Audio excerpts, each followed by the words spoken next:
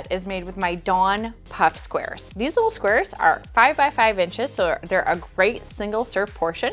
What I do is I take them out of the case and let them sit at room temperature for about 20 minutes until they're thawed, but still cold. I'm going to fill these with a really simple frangipan recipe. I simply take equal parts almond paste and Dawn Exceptional cream cheese filling and paddle them in a mixer fitted with a paddle attachment until no lumps remain.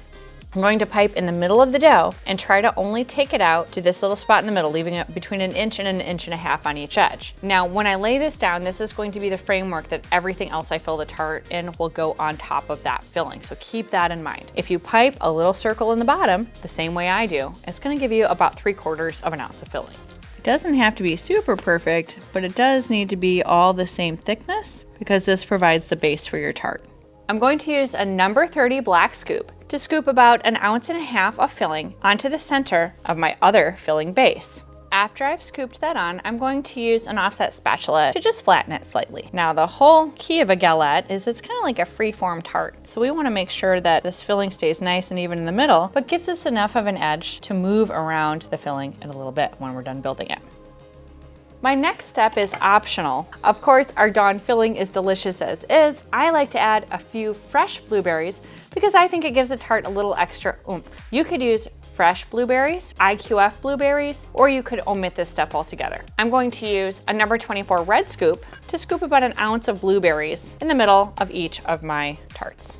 Now, some of the blueberries will have fallen off. That's okay, just kind of poke them back together because that filling, it's gonna absorb any of the juice from those blueberries and keep it all together. After the tarts are made up, we're going to fold them in. And I'm going to be a little rougher on the dough than I normally am, but don't worry, what's gonna happen is we wanna fold the dough over more than what we need, and then as it bakes, it will open up and look gorgeous.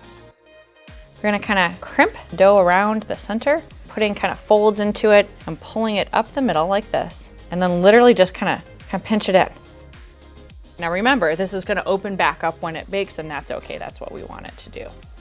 After the tarts, or the galettes, are pulled up, we're going to egg wash. Again, remember that egg wash technique where we hold the brush sideways. If we drip a little here, just smooth it around, bring it back up. What I don't wanna have is a bunch of egg wash sitting on the pan, so just reuse it and use it to slide back up. We're gonna work our way around the pan doing that. It's important when working with puff pastry to always egg wash because puff pastry doesn't brown on its own unless you give it something to brown with. It's not like a Danish or a croissant dough that's gonna brown no matter what you do. If you don't egg wash puff pastry, you're not gonna get that beautiful color on it, so you have to make sure to take this step.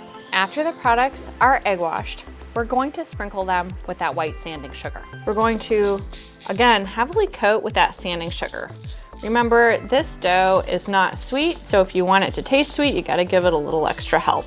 After the sanding sugar is on, and this may be the most important step, you've gotta cover it with some sliced almonds. And part of the reason we wanna do that is one, well, the almonds are beautiful and they taste delicious, but remember you put that almond filling down below, and for folks that may have a nut allergy, they need to see that nut on the top of your product so that they can see in the bakery case there is a nut involved. So this is really important for garniture. We're gonna kind of plop it in the middle, and remember how I told you that these were gonna open up as they bake? So this little plop of almonds in the middle is going to spread out as it bakes. So again, this is one of those awesome products that we have tested so many different ways for you. You can take it right like this and put it in the oven. You're gonna bake it at 375 until it's really rich golden brown into the cracks and is opened up. You could take it and you could put it in the cooler right now and you could bake it tomorrow. Straight from the cooler, it's gonna come out perfect for you. If you wanted to make this ahead of time even farther, you can take it right like this, you can put it in the freezer and you can bake it from frozen. In our testing, we found that we needed to increase the bake time by 5 to 10 minutes when baking from frozen, but we couldn't find any discernible difference. So this thing is like bulletproof for you,